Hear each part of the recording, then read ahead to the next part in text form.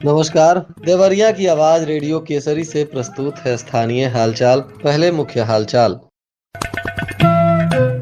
जिला एकीकरण समिति की हुई बैठक। चेहरा स्कैन कर अब ली जाएगी मनरेगा मजदूरों की हाजिरी। 6 साल की बच्ची के साथ हुई छेड़खानी। सेंध काटकर 10 लाख से अधिक की चोरी। पराली जलाने से वायु प्रदूषण का बढ़ा खतरा। स्थानीय हालचाल के इस अंक के साथ मैं निकेत मिश्र। अब हालचाल विस्तार से। अब ग्राम पंचायतों में मनरेगा मजदूरों की फर्जी हाजिरी नहीं लग पाएगी। शासन के निर्देश पर आने वाले दिनों में जिले भर में मनरेगा मजदूरों का चेहरा यानी आंख की रेटिना को स्कैन कर उनकी हाजिरी लगाई जाएगी। इसकी तैयारी पंचायती राज विभाग ने शुरू कर दी है। जिले में कुल 1121 ग्राम पंचायतें हैं, जिनमें जॉब कार्ड धारकों की संख्या 2,76,000 से अधिक बताई जा रही है। ये मजदूर गाँव में नियमित रूप से काम करते हैं। 1,47,296 मजदूरों को निष्क्रिय श्रेणी में रखा गया है। ये ऐसे मजदूर हैं जिन्होंने बीते 3 वर्षों से कोई भी काम नहीं किया है।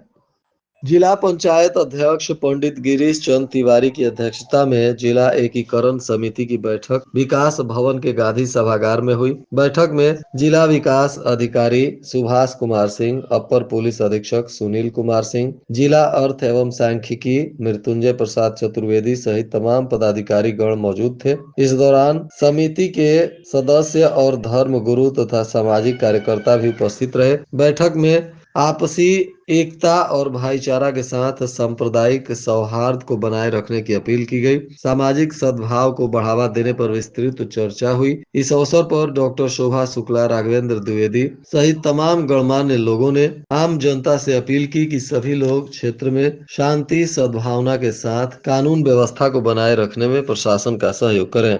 इधर शहर के एक मोहल्ले में किराना दुकानदार के यहां सामान लेने गई 6 वर्षीय बालिका के साथ छेड़खानी का मामला सामने आया है। सूचना के बाद पुलिस ने दुकानदार को हिरासत में ले लिया है। हालांकि देर शाम तक इसमें कोई कार्रवाई नहीं हो सकी थी। बताया जा रहा है कि शहर की एक मोहल्ले की रहने वाली 6 साल की बच्ची पड़ोस में ही एक दुकान पर सामान खरीदने गई थी। आरोप है किसी बीच दुकानदार ने बालिका के साथ छेड़खानी कर दी।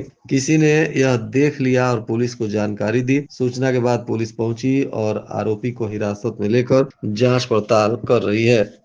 इधर जिले के ग्रामीण इलाकों में किसान इन दिनों फसल कटाई के बाद खेतों में ही डंठलों और पराली को जलाते हुए दिख रहे हैं। धान की कटाई पूरी होने के बाद खेत में बड़ी मात्रा में फसल और शेष बच जाते हैं, जिन्हें हटाने के लिए किसान पारंपरिक तरीका अपनाते हैं। कृषि विशेषज्ञों के अनुसार पराली जलाने से वायु में carbon dioxide, carbon monoxide, methane और नाइट्रस ऑक्सीजन जैसी हानिकारक गैसें उत्सर्जित होती हैं। ये गैसें वातावरण में प्रदूषण फैलाती हैं और जलवायु परिवर्तन को बढ़ावा देती हैं, जिससे आसपास के इलाकों में स्मॉग की स्थिति बनती है, जिससे सांस लेने में कठिनाई, खांसी, दमा और अन्य श्वसन संबंधित बीमारियों का खतरा बढ़ता है। इसके साथ ही पराली जलाने से खेत की ऊपरी सतह की उर्वरक मिट्टी जलकर नष्ट हो जाती है। मिट्टी में मौजूद लाभकारी जीवाणु, फफूंद और केंचुए जो भूमि की उर्वरक क्षमता को बढ़ाते हैं, वे भी नष्ट हो जाते हैं। इसलिए किसानों से अपील की जा रही है कि कहीं भी पराली खेतों में ना जलाएं,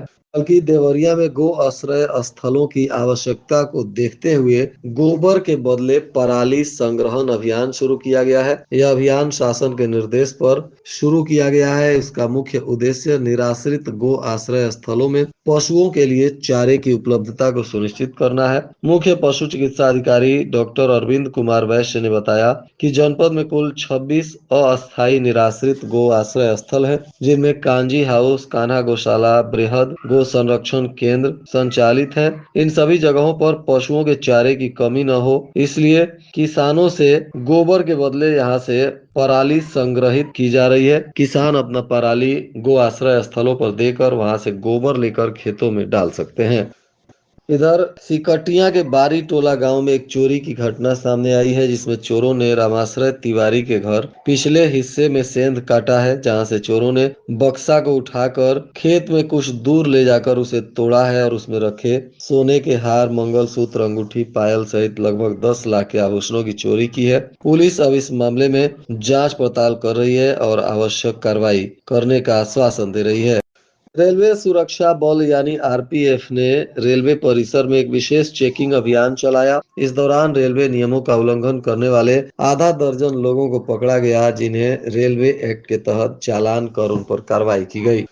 नागरी प्रचारणी सभा की द्वितीय कवि गोष्ठी का आयोजन हुआ। इसमें कवियों ने भावपूर्ण और ओजस्वी रचनाएं प्रस्तुत कर श्रोताओं को मंत्र मुग्ध कर दिया। गोष्ठी की शुरुआत पार्वती देवी गौरा के वाणी वंदना से हुई। गोपाल त्रिपाठी ने अपने सजाने की चाहत लिए प्रस्तुत कर जनमानस को आशान्वित होने का भाव जगाया। इसके बाद कवि योगेंद्र पांडे ने अपनी कविता तुम जागो और आंखें खोलो प्रस्तुत कर सबको ऊर्जावान रहने का संदेश दिया।